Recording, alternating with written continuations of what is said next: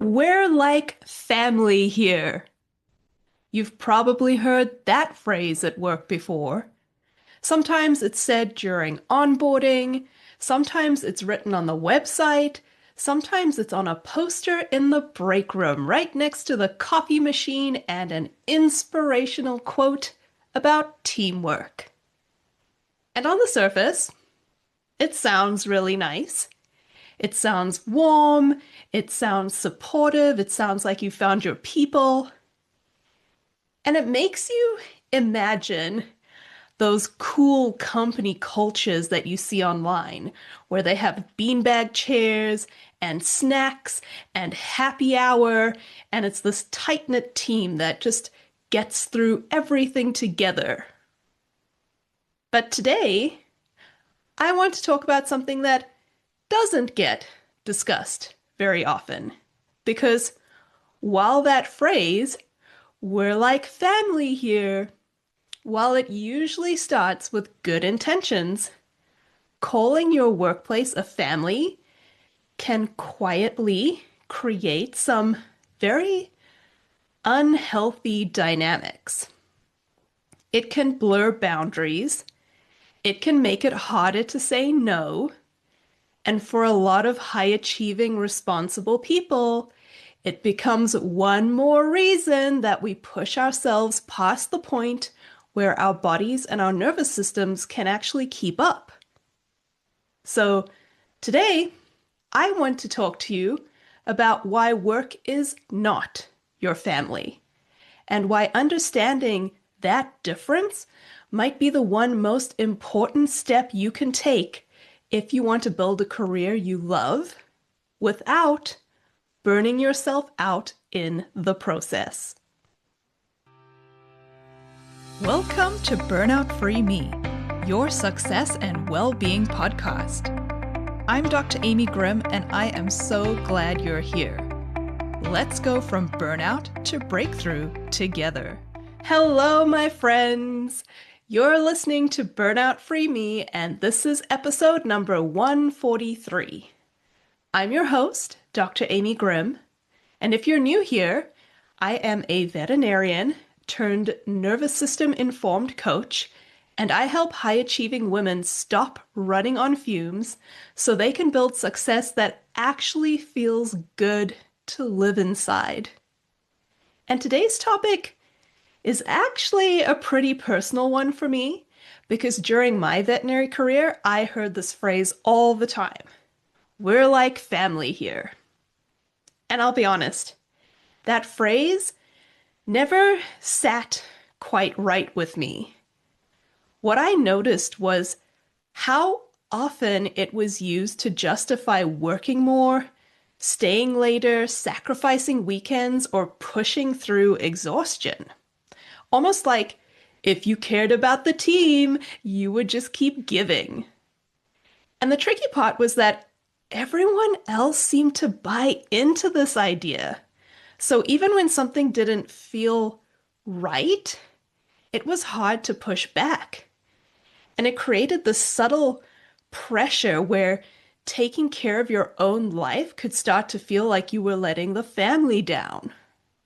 So I want to unpack that phrase a little bit because I believe when we understand what healthy boundaries actually look like at work, that's when we can still build meaningful relationships and still care about our work deeply and still protect the parts of ourselves that need rest and space and humanity. So the reason that this conversation matters is because language shapes expectations.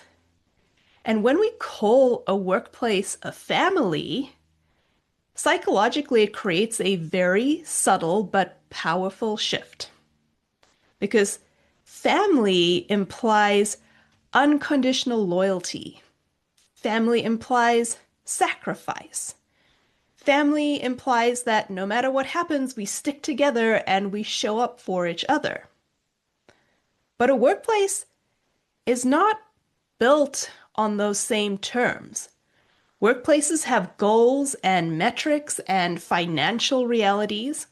There are leadership changes, organizational restructuring, layoffs, promotions, transfers, and all of those realities are not personal. They are structural. So when we mix the language of family with the structure of business, something important gets lost. And spoiler alert, it's your boundaries. And boundaries are one of those concepts that a lot of us never truly learned growing up. We talk a lot about them and setting them, but many of us were never taught what boundaries really are or why they matter for our mental health. So the way I like to think about boundaries is this. Boundaries are our ability to recognize our needs, communicate those needs, and then take action to protect them. They're the ability to say things like, I need to eat, I need to rest, I need a moment, I need support, I need space. And from a survival perspective, boundaries are incredibly important for humans. They help us recognize when we need resources and safety. But there are also moments when it makes sense to temporarily delay our needs. So for example, if you imagine a human 1,000 years ago running away from a predator, and this human, they happen to be really hungry at that moment, they're probably going to delay eating until they've reached safety. That makes sense. But if the predator is now gone, the danger has passed, and that person continues acting as if it's still there, continuing to suppress their hunger, continuing to stay in that survival state, that's when it becomes unhealthy. And this is where many high-achieving professionals find themselves today. You know, at some point in life, we learned that suppressing our needs was useful. Maybe it helped us succeed. Maybe it helped us stay safe. Maybe it helped us earn approval or avoid criticism. But that pattern becomes so deeply ingrained that it runs on autopilot long after the situation is gone. So when we enter a workplace that says, we're like family, our brain sometimes hears something different. It hears, give everything, sacrifice your needs, don't let people down, push through. And before we realize what's happening, we're living in these cycles of overworking until we hit a wall.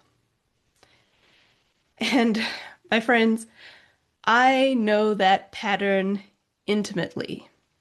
Before I became a coach, I was a full-time veterinarian, and I started my career in general practice and eventually became the medical director of a small animal hospital.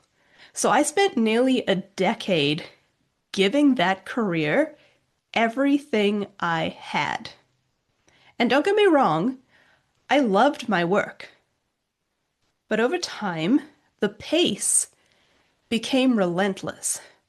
The long days, the emotional load, the constant responsibility for patients and clients and team members.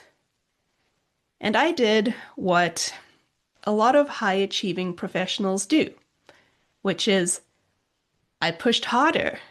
I squeezed in extra patience. I tried to model the behaviors that were modeled to me until eventually my brain and body just hit a wall. And in 2021, I reached a point where burnout became impossible for me to ignore. I was exhausted and frustrated and resentful, and stepping away from work, even temporarily, felt devastating. I had dreamed of becoming a veterinarian since I was a child. But that period also became one of the most important turning points in my life because it gave me the space to ask a deeper question. Not just what was happening at work, but what patterns inside of me had been driving my response to it. For me, a big piece of that story was perfectionism and people pleasing. Growing up, I learned that success and achievement and doing everything right were the ways I could create safety and opportunity for myself. And at one point in my life, that pattern was incredibly useful. It helped me build the life I have today. But when that same pattern runs on autopilot forever and ever, it eventually crosses a line where it stops helping and it starts hurting. And this is where a little bit of self-reflection becomes incredibly powerful. So if you're listening right now and you feel comfortable doing so, I want to invite you into a brief moment of curiosity. Think about the part of you that tends to overwork, the part of you that struggles to say no, the part that wants to be perfect or responsible or the one who holds everything together. And now, deep breath. Just imagine softening that part just a little. Not eliminating it, just turning the volume down slightly.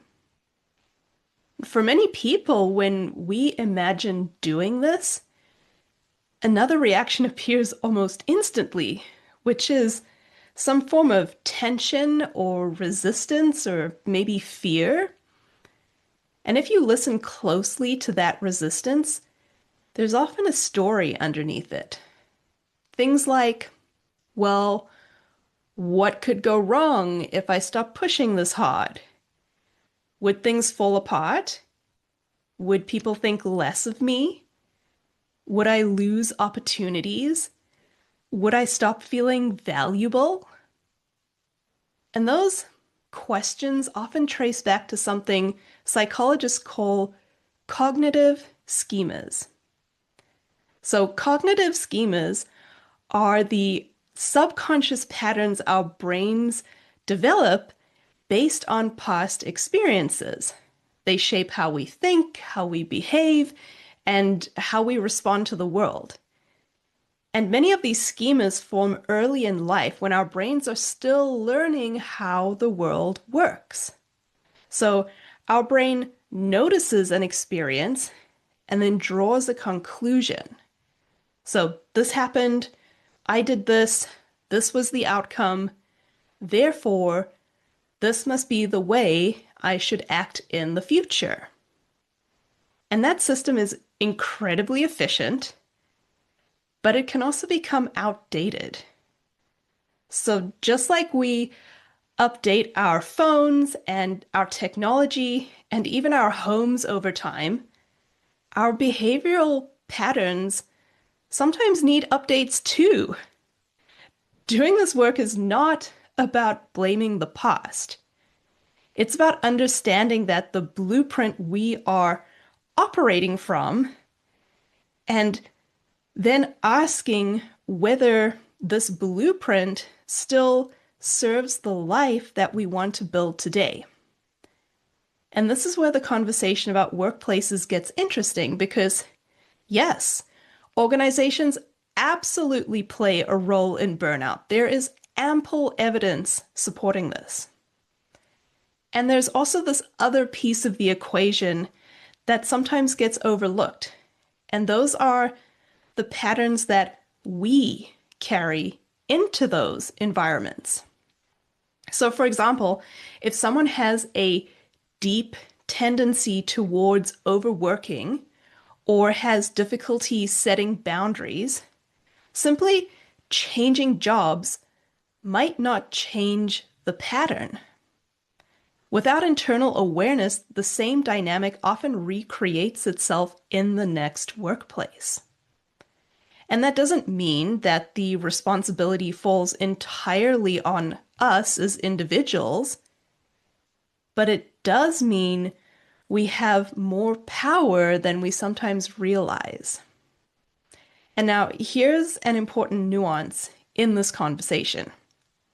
Talking about boundaries does not mean you shouldn't bring your humanity to work.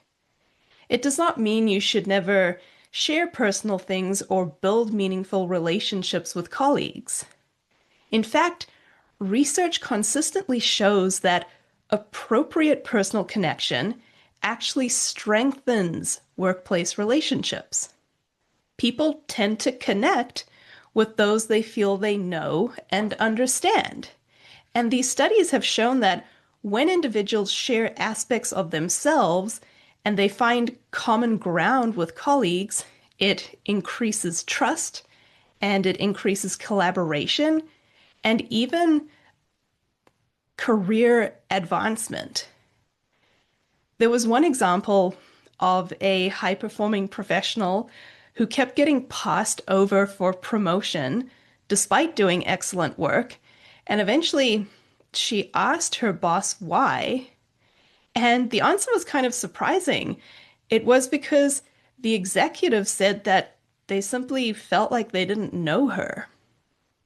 And once she actually began participating in lunches and social gatherings and conversations in the workplace that gave people the opportunity to see more of who she was, her relationships with leadership deepened, and eventually she was promoted. So the takeaway here is not that work relationships should be cold or distant. The real takeaway is that boundaries require nuance.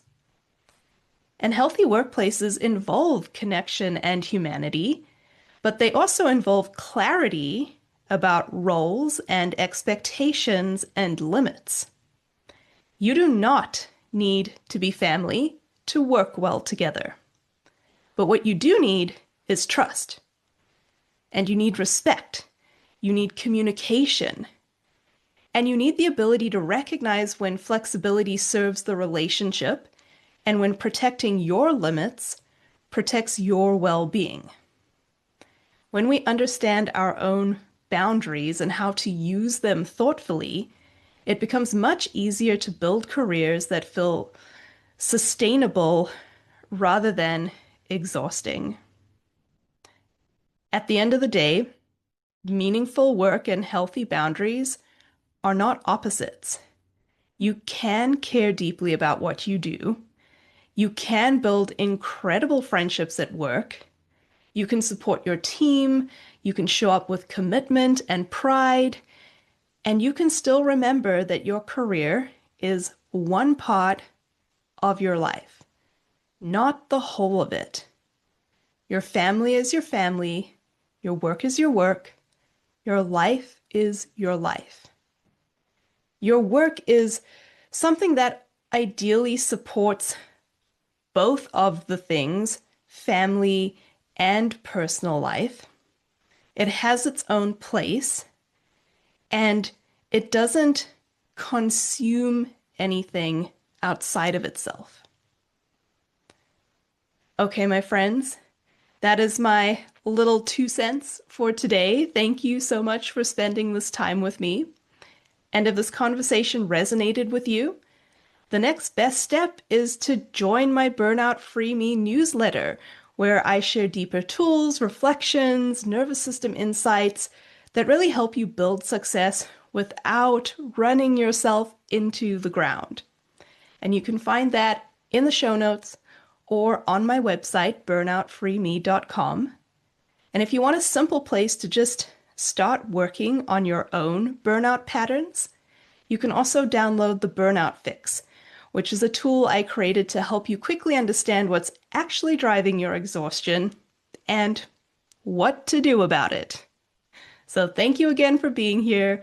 Those links are in the show notes. And remember, success should feel good to live inside. I'll see you next week.